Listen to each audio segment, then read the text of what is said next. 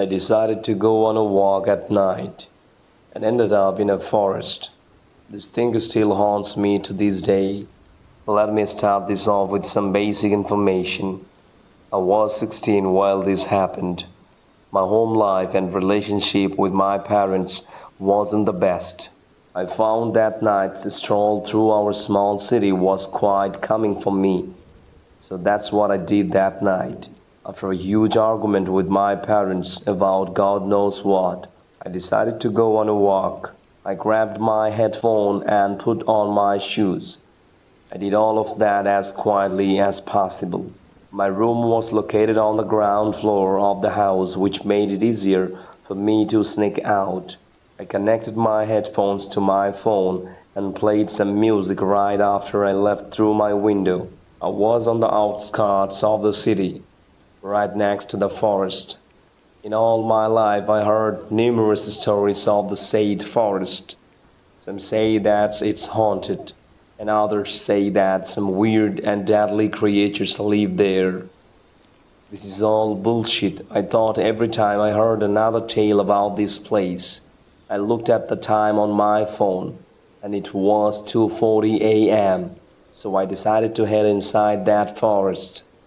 Yes, I know, dumb idea, but I was a teenager that needed some one-on-one time with nature to calm me down, and the forest seemed like the best option at that time. I was already 40 minutes deep inside the forest when weird things started happening. My music was cut off. I looked at my phone only to find that it was dead. Damn it, I said under my breath as I tried to turn it on to no avail. I sighed deeply. It was supposed to be a relaxing time, not frustrating.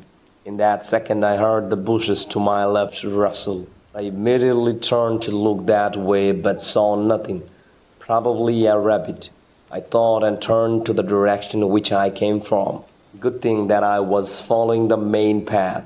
After 5 minutes of walking I heard another rustle behind me, but again I found nothing, so I continued my journey. The same thing happened 3 or 4 more times before I saw it. After the fifth time of hearing something behind me, I turned around and immediately froze. There was a white, bony hand sticking out of the bush. I managed to catch a glimpse of what seemed like an African kudu skull before I started running.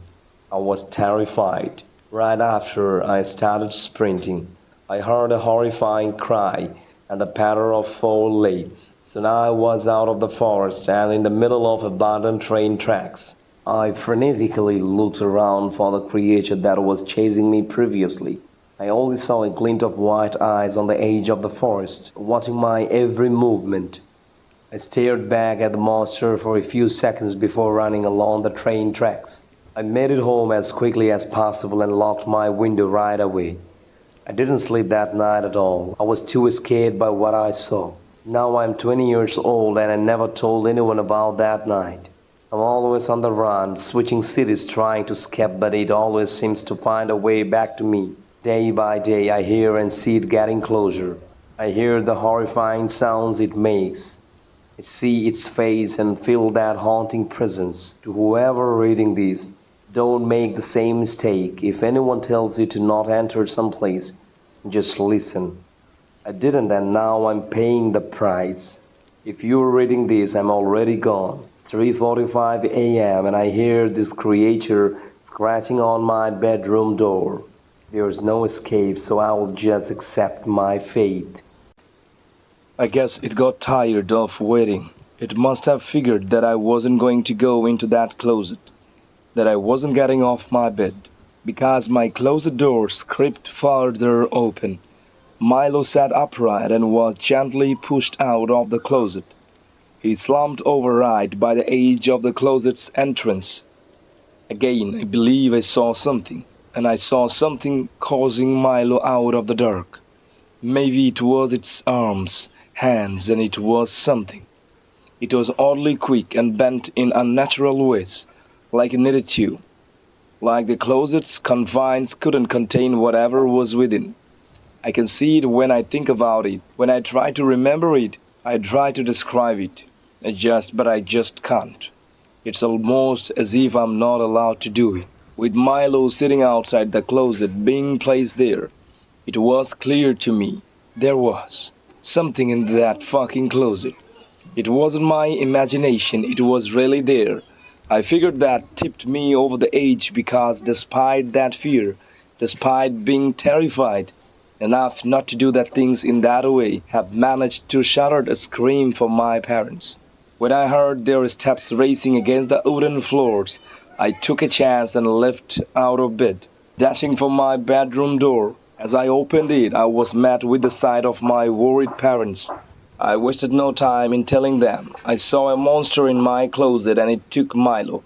Despite me remaining fearful, my parents' nerves eased as they figured nothing serious, and that was wrong.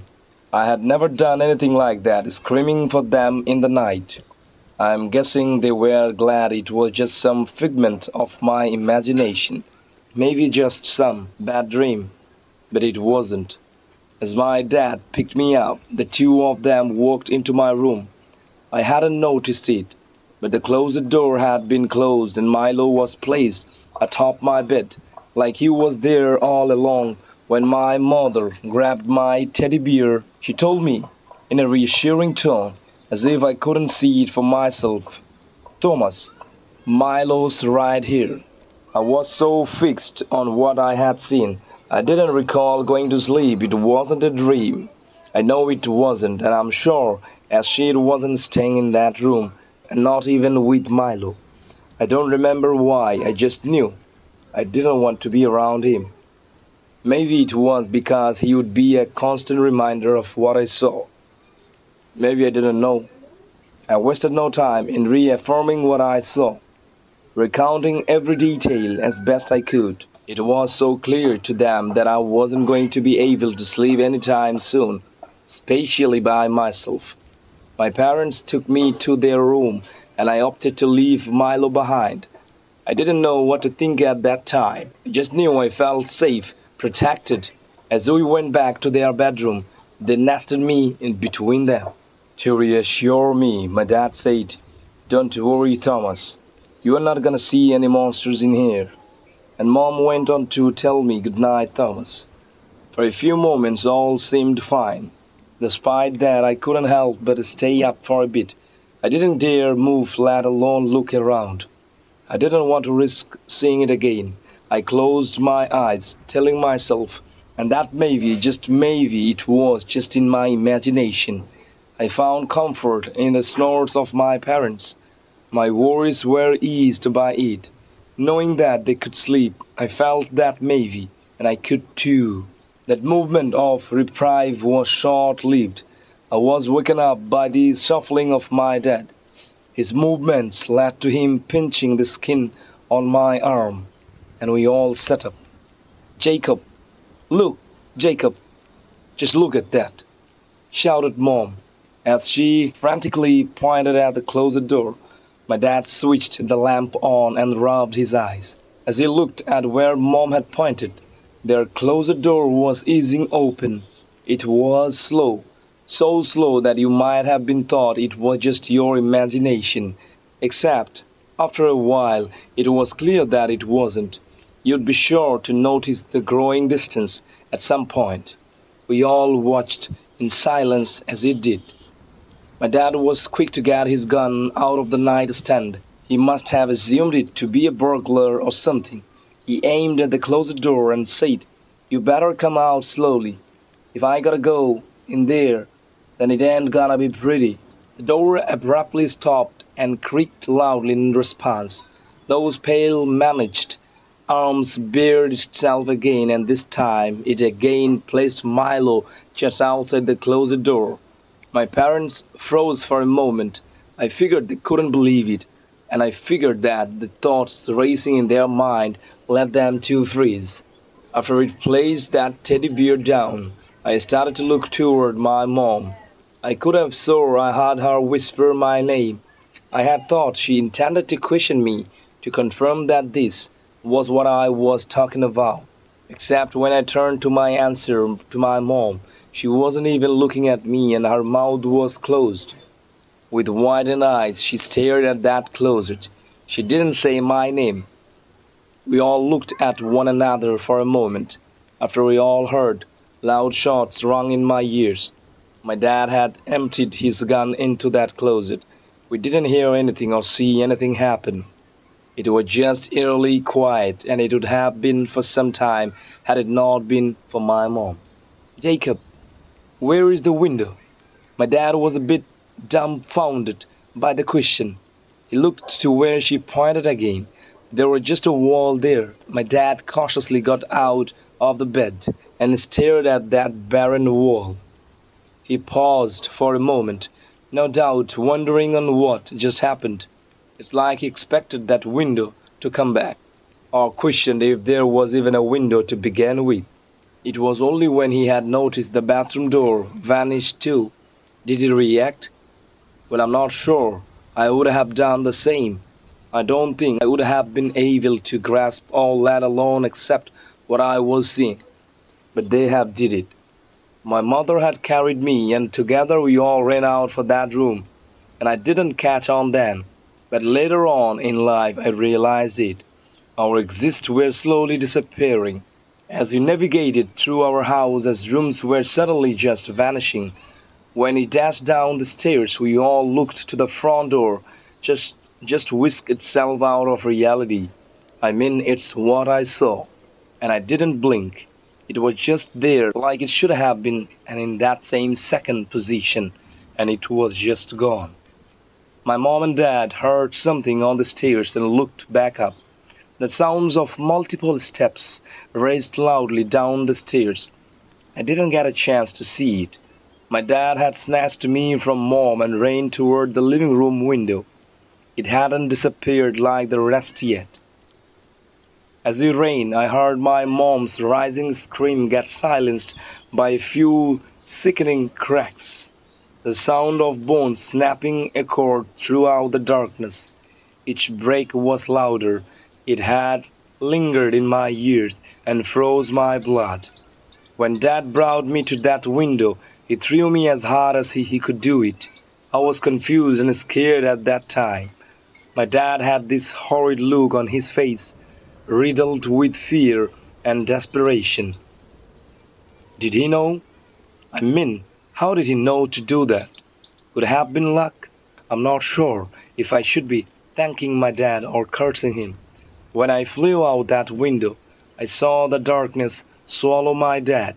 More crunches of bone followed his agonizing scream. His face was peeling and stretched in a violent way. I had closed my eyes out of fear. When I hit the ground, I opened them and screamed. I was lying in the grass with a broken arm and a few cuts. I hadn't realized my injuries.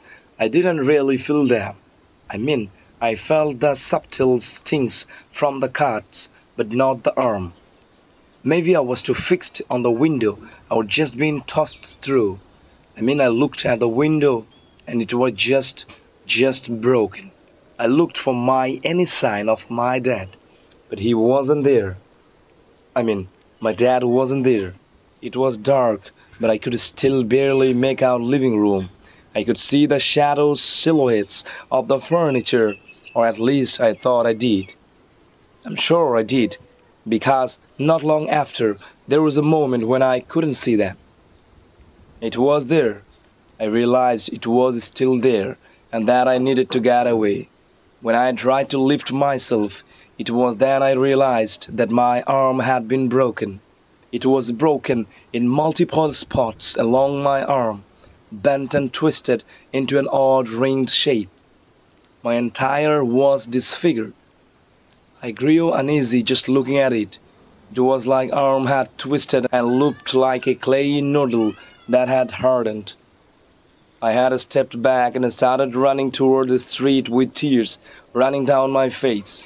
I would have ran further, to somewhere if I hadn't heard my house's front door open. I could have helped but slow and look to the back. It too was shadowed by an abyss-like darkness. The opening door triggered the motion light on the port's overhang. I should have been able to see inside, to see what was there, but I couldn't. When I got ready to run out, it did something. Terribly disfigured versions of my mom and dad peeked from the front door's darkness and beckoned me to come closer.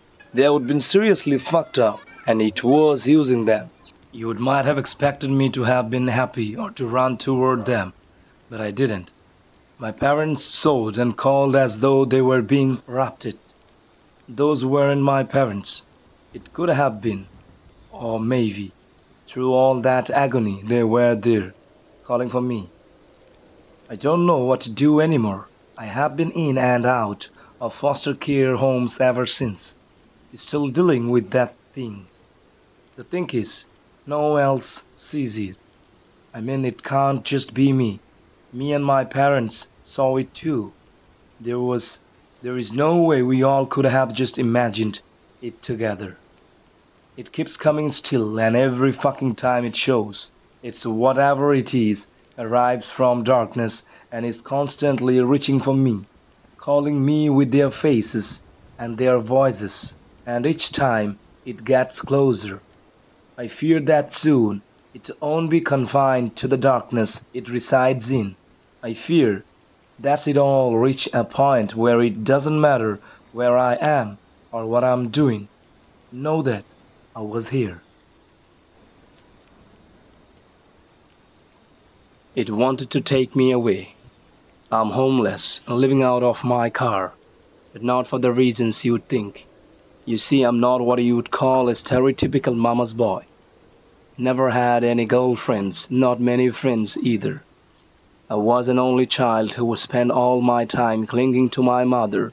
I didn't have a dad, but my mom made up for it. When she wasn't working, she spent all of her time with me, taking me to the movies, playing video games together. She was my entire world, the only person I needed. Unfortunately for me, this piece would all come crashing down. In my early 20s, my mom started getting sick.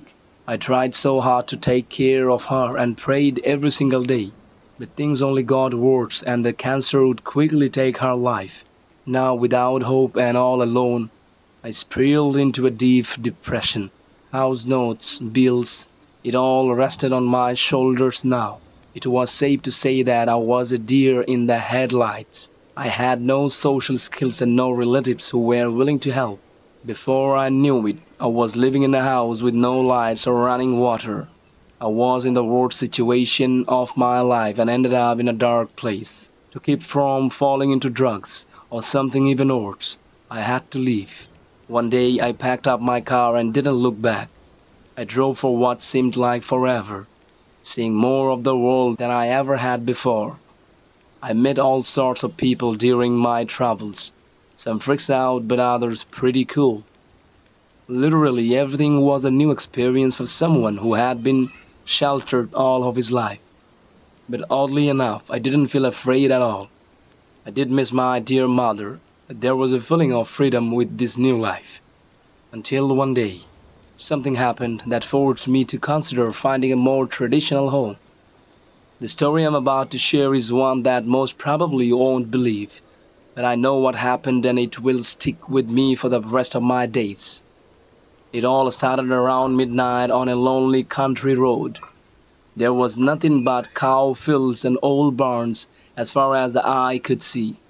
I was trying to make it to the next town before calling it a night, but I had been driving all day and was getting pretty tired. Seeing as how I didn't want to wreck my only home, I decided it was time to pull over. I parked on the outskirts of one of the large cow fields. It was a clear night with the stars filling in the sky, so I figured out it would be nice to break out my tarp and enjoy the view. After setting up, I sat down and opened up a bag of chips.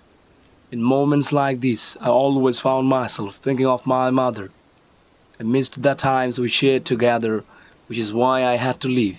I didn't really know what life had in store, but there was no going back. I couldn't stomach having to live alone in that empty house. Over time, my eyes started to get heavy. I turned on my side ready to get some shut-eye, hoping an angry farmer wouldn't greet me with a shotgun the next morning. As I did, the most peculiar thing happened. what seemed like a ball of fire or some sort of metaphor whizzed by. Thinking it was a shooting star, I paid it no mind. I would attempt to nod off, but that proved impossible, as the nearby woods gave off an ominous orange glow. My first thought was that this could be a forest fire, but as I rose to my feet, a loud whirring sound filled the air, to the point that I started having strong headaches. I limped back to my car writhing in pain, prepared to call for help. While trying to dig for my phone, I heard a strange thud from behind me, sort of like footsteps from a very large person. I turned to see whom or what was behind me. That's when I saw it. A giant creature above 7 or 8 feet tall in stature crept towards me. It seemed to be in some sort of metallic suit, giving off the same glow from before. The being wore an astronaut-like helmet that hid its facial features. It tried reaching for me with a slender and wrinkled arm. I instantly screamed and locked myself inside my car. Tears started to swell as I feared for my life. I just lost my mother a few months ago, and now a monster was trying to kill me. What did it want, and was my life seriously about to end here?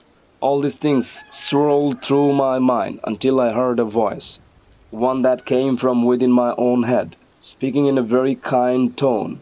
"Do not fear, human, for I have come to you with an offer. Come with us and learn all there is. See sights that no other human could fathom. When you return, eternal knowledge will belong to you and you alone." I understood the words clearly, but my fear overpowered everything else.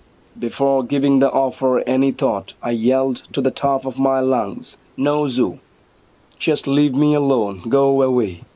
Following my outburst, everything went silent, save for my nervous breathing I tried so desperately to hide. It seemed like an eternity had passed and I didn't hear anything, so I peered from the window to check my surroundings. I was relieved to see that this horrifying entity was no longer there. I glanced to my left, then the right. It was really gone. Naturally, I rushed into my front seat and started the engine. Before pulling off, I saw a large glowing object rise out from the trees. It was cigar-shaped and gave off the same loud humming sound from earlier. Even though I was terrified, I found myself transfixed by this once-in-a-lifetime moment. It was cigar-shaped and gave off the same loud humming sound from earlier. Even though I was terrified, I found myself transfixed by this once-in-a-lifetime moment. Before I knew it, the craft shot up into the air faster than I could blink. Afterwards, I peeled out of the field and kept driving until I found civilization. This was truly a harrowing experience for me, one that truly changed my outlook. Never had I believed the supernatural or aliens, but my experience was all too real. I ended up keeping the story to myself for the longest. After all, a homeless guy who saw an alien probably wouldn't sound good. I ended up finding myself a job and an apartment.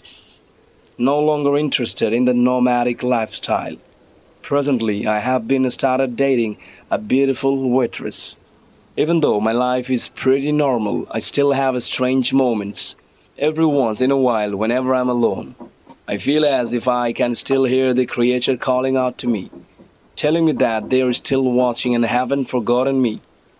But for the sake of normalcy, I try to ignore it.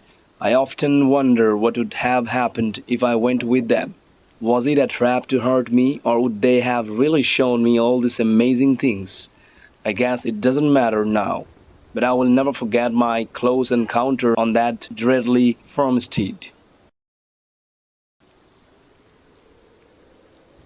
Ghost tried to kill my friend. This was one of the worst experiences I have ever had. I hope someone can use this and stay safe out there.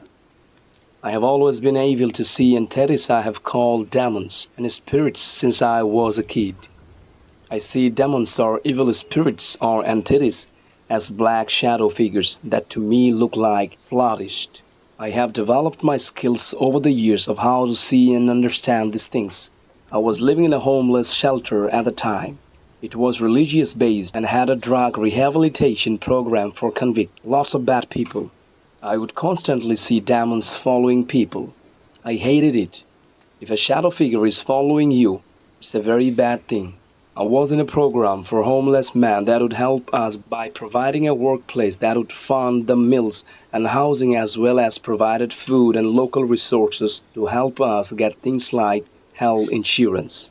It was separated from the general population homeless that were housed across the hall in an open bay. One night I was woken up by an evil spirit. I sat up in my bunk and tried to focus. It wasn't inside the room, just staring at my body in the bunk across from me. I knew it had very bad intentions. I was on edge. The evil spirit wanted to hurt my friend, and I could feel it. My stomach dropped. I said to myself, please don't wake up, just keep sleeping. I had to get that thing away from him, so I jumped out of my bunk and sat right in front of my friend's bunk. I closed my eyes and began to focus. I needed to get this thing away from us as soon as possible. I didn't want anyone to get hurt. I sat and began to pray. I told the spirit, you are not welcome here. I call now on the name of God and His name and His Son, Jesus Christ. It screamed, sounded like a loud screeching that cut right to the bone. I lifted smiling. This was nothing new. I command you to leave now. In the name of God, bless this room and cast out any evil here. My eyes shut, I focused deeply into my prayer. The spirit came up to my chair and stood in front of me. I opened my eyes and looked directly at its head. That's right, I said. You got no power here. I dare you, and I'm saying to you. It shot over to my side. I looked over my shoulder to it. Go on, I said. I knew that demons in the Bible aren't allowed to have physical contact with humans, and possessions is very taboo. It only ends with the demon's demise, so they rarely do it. It placed its hand directly above my shoulder, like it was trying to grab me and possess me, but it stopped about 4 inches from me. I knew it couldn't do it. I was protected, and it knew it. I focused again and closed my eyes. I started praying again, more directly. I commanded the spirit to leave the room in the name of Had, and as it worked. Now the spirit was in the hallway. It was pacing up and down the hallways back and forth. I stated smiling again and taunting it. You can't come in. You can't come in here, I said. The spirit shut down the hallway. I could feel where it was going. It went down the hall to the men's restroom and stopped at the last stall and seemed to be waiting. That's weird, I thought. Then out of nowhere, my friend shot up in bed. I have never seen anyone wake up like this. He went from dead asleep to sitting straight up in 1 second. It scared the crap out of me. He woke up with eyes as wide as the moon. I was shocked. Why did he just wake up? He jumped off his bunk. I was shaking in fear. Alarm bells were blaring in my head. I had to tell him to stop. But no way. How could I? This dude would think I'm insane. Oh hey, there is an evil spirit in the restroom, so don't go down there. Yeah, that's right, and I couldn't say that. He left the room and walked down the hall. My heart was beating out of my chest. This thing is going to kill this guy. I didn't know what to do. I jumped off my bunk and ran toward the hall. As I broke the thread hold, and I slammed into the body. And he just glanced at me and jumped back in his bunk. I was so relieved he came back. Thank God. The next day I talked to my buddy about what happened, and when I got to the restroom part, he stopped me. Wait, which stall? He said, and there was end. Last night I woke up from a dead sleep. I didn't know why. I had to pee, I guess, so I went to the restroom. He looked into my eyes. When I went to the restroom, I went to the very last stall and sat on the toilet, dressed, just sitting. I started hearing voices last night as I was sitting there. I was going to slit my fist and kill myself last night. The voices were convincing me, and I wanted to do it, but I don't know why I didn't. Thank you for telling me. I believe you. The whole morning I saw a black shadow filling him. It wanted him to death. I told him, please, whatever you got planned for today, change it up. That thing for last night is trying to hurt you. Please be aware of your surroundings and be careful. That night, one of the other guys came up to me. Hey, did you hear what happened to your friend yesterday? Yes, what? My buddy had gotten hit by a truck and broke his leg. I felt awful, like it was my fault. I warned him, I said. My eyes began to water. Then from behind I hear, hey, it's my buddy. Dude, what the fuck you were doing and what had happened? He told me that he had an appointment that day and he was on the way there, riding a bike when he felt like someone was watching him, so he turned around. He said he saw what he could only describe as a shadow of a person driving this truck, and it was heading right for him. He went into the sidewalk and began to run for his life. The truck cut straight for him, dashing through street signs and trees. My friend said he wasn't fast enough. He got hit. The driver backed up and fled. My buddy got picked up and taken to the hospital. I was in tears. I'm so sorry, man. Please forgive me. You saved my life, man. And thank you for everything. I just sobbed. Okay is all I said. I knew it was my fault somehow. He was okay after a few weeks and some crutches. I never forgot him after that day, and I swear I would never stay quiet again.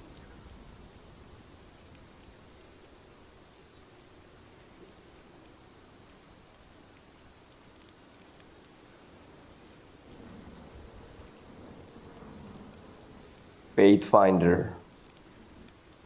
The notification appeared on my phone out of nowhere.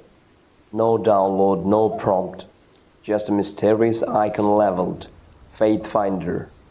Curiosity mingled with unease as I tapped on it, half expecting my phone to glitch or freeze. Instead, the app launched seamlessly, displaying a stark message. Do you want to know if you will be murdered? I hesitated, my thumb hovering over the screen. The rational part of my mind screamed that this was nonsense, a prank or a marketing gimmick gone wrong. But a nagging curiosity compelled me to tap yes. What harm could a silly app do anyway? The screen flickered, processing my request, before displaying the chilling words, your friend Jeremy will be your murderer. The blood ran cold as a shiver crept down my spine. Well, Jeremy, my best friend since college, the guy who had stood by me through thick and thin. How could this be possible? I tried to shake off the app's prediction as absurd. Jeremy was loyal, dependable, and last person I would suspect of harboring dark intentions. But the seed of doubt had been planted, and it took root in the recesses of my mind, growing with each passing day. Faithfinder didn't let me forget his prediction. Periodic reminders popped up at the most inconvenient times, during meetings, in the middle of the night, even when I was out with my friends. No matter how many times I tried to delete the app, it reappeared on my phone like a persistent specter, taunting me with its ominous message. I couldn't bear the weight of uncertainty. I couldn't bear the weight of uncertainty alone, so I confided in Jeremy. His reaction was a mixture of misbelief and amusement. Come on, man, it's just an app. He reassured me. His voice tingled with skepticism. You can't seriously believe that nonsense, can you? I wanted to believe him, to laugh off Faithfinder's prediction as a glitch in the digital ether. But as the days turned into weeks, I found myself watching Jeremy with a weary eye, analyzing his every word and gesture for any hint of deception. Each time he remained the same steadfast friend I had always known.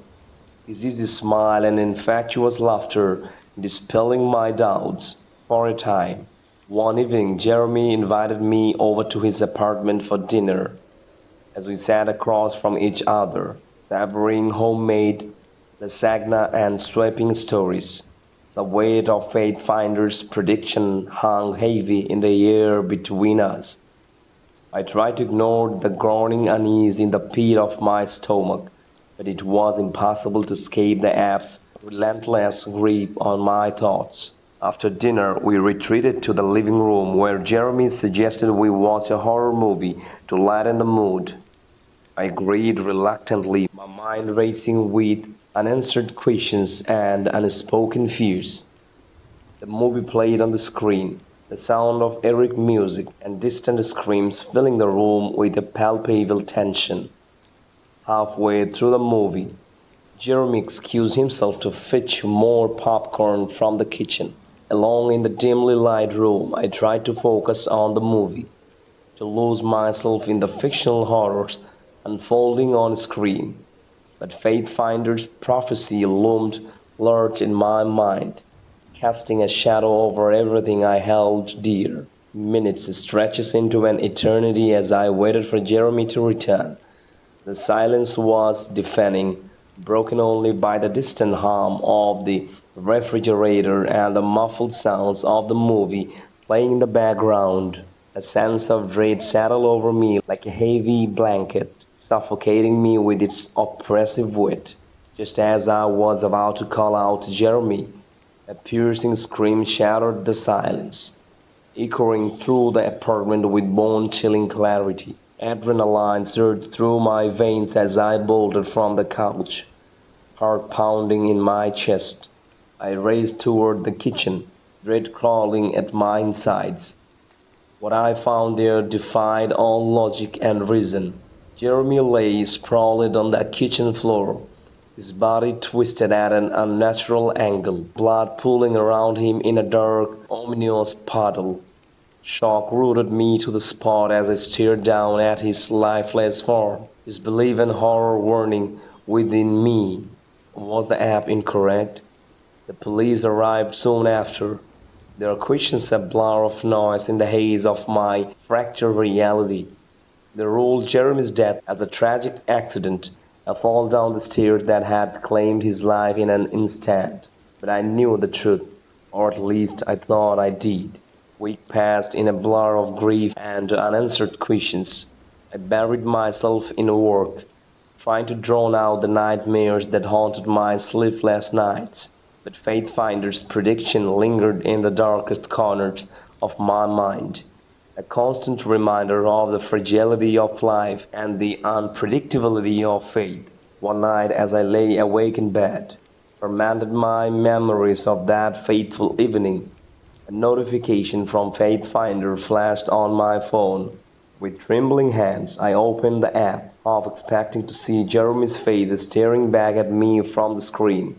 Instead, a new message appeared, sending a chill down my spine. You will be your own murderer.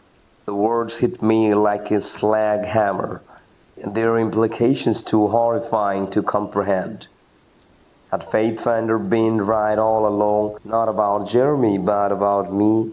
Was I destined to meet the same tragic fate that had befallen my best friend? In a desperate bid for answers, I delved deeper into the app's interface, scouring every menu and submenu for clues. But there were no explanations, no rationalizations, only the cold, unfeeling words of a digital oracle that had shattered my world beyond repair. As soon as I set my phone down, I received a notification from Faith Finder, and it was incoming video call. Says hi to Jeremy. I grew up in a quiet little town where the biggest excitement was the annual summer fair.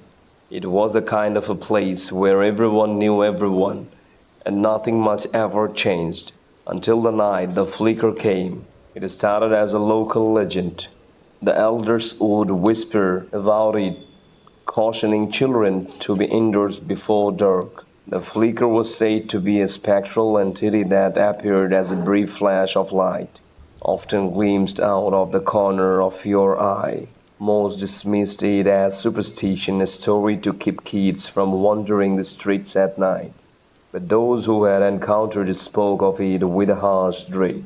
I was 17 when I first saw the flicker. I was walking home from my friend Alex's house. The night air cool against my skin, the street lights cast long shadows, and the only sound was the distant hum of a Cicadas. Then out of nowhere a flash of light to my left. I turned, but there was nothing there, just the same empty street. Shaking my head, I convinced myself it was just my imagination and hurried home. The next day, Alex was absent from school. Concerned, I decided to visit him after classes. His mother answered the door, her eyes red from crying. Alex had gone missing during the night. There was no sign of a struggle, no note. He had simply vanished. The town was abuzz with speculation, but no one could explain his disappearance. Over the next few weeks, more people began to vanish, always at night and always preceded by a sighting of the flicker. It wasn't long before the town was gripped by fear. One evening, as I sat in my room trying to make sense of it all, the lights began to flicker. My heart raced as I stared at the bulb, willing it to stay lit. Suddenly, the room was plunged into darkness. In the pitch black, I saw it, a brief, bright flash in the corner of my eye. I turned slowly, dread pulling in my stomach. Standing in the corner of my room was the figure, barely discernible in the darkness. It seemed to be made of shadows, its form shifting and flickering like a candle in the wind. Its eyes, however, were piercingly bright, almost blinding. I was frozen in place, unable to move or scream. The figure spoke, its voice a whisper that seemed to come from everywhere and nowhere at once. It said, "You must leave. This town is mine." The room suddenly flooded with light as the power returned. The figure was gone, but the terror lingered. I knew I couldn't stay. I packed a bag, left a note from my parents, and took the first bus out of the town. For years I moved from place to place, trying to escape the memories of that night. But the flicker was always there, lurking in the shadows, a constant reminder of the terror I had fled. I tried to warn others, but no one believed me. They thought I was crazy, haunted by a figment of my imagination. One night, as I sat in a dingy motel room, the lights began to flicker. I knew what was coming. I had run for so long, but the flicker had finally caught up with me. The room went dark, and I saw it again, the shadowy figure with eyes like burning coals. "You cannot escape," it whispered. "Your fate is sealed." This time there was no running. I stood my ground, my heart pounding in my chest. "What do you want to do? What do you want from me?" I demanded, my voice trembling. The figure moved closer, its form flickering and shifting. "Your fear," it said simply. "Your despair." I realized then that the flicker fed on fear, drawing strength from the terror it instilled in its victims. It wasn't just a malevolent spirit, it was a parasite thriving on the darkness within us. I took a deep breath, trying to steady myself. "I won't be afraid of you anymore," I declared. "You can't control me." The figure paused, its eyes narrowing. For a moment it seemed uncertain. Then, with a final blinding flash, it disappeared. The lights came back on, and I was alone in the room. The flicker was gone, but the scares remained. I knew it would always be out there, lurking in the shadows, waiting for the next person to succumb to its terror. But I had faced my fear, and in doing so, I had weakened its hold on me. I returned to my hometown, determined to help others overcome their fear. I shared my story, and slowly the legend of the flicker lost its power. The town began to heal, and the disappearances stopped. Years later, as I walked through the now peaceful streets, I caught a brief flash of light out of the corner of my eye. I turned, but there was nothing there, just an empty street, bathed in the warm glow of the setting sun. The flicker would always be a part of our history, a reminder of the darkness that lurks within us all. But as long as we faced our fears, it would never hold power over us again.